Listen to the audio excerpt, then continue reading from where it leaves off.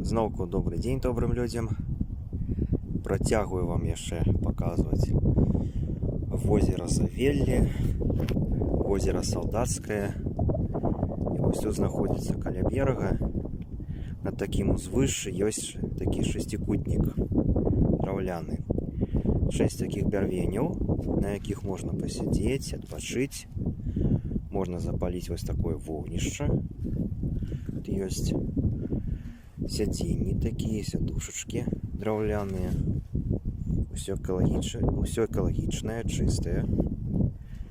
Такая зона адпачынку для ўсіх грыбнікоў, рыбакоў, усіх, хто ягады збірае. Тут можна паесці, тут адпачыць. Тут можна паглядзець на возера, як яно там плёскаецца ў праменях сонца. Такая прыгажосць.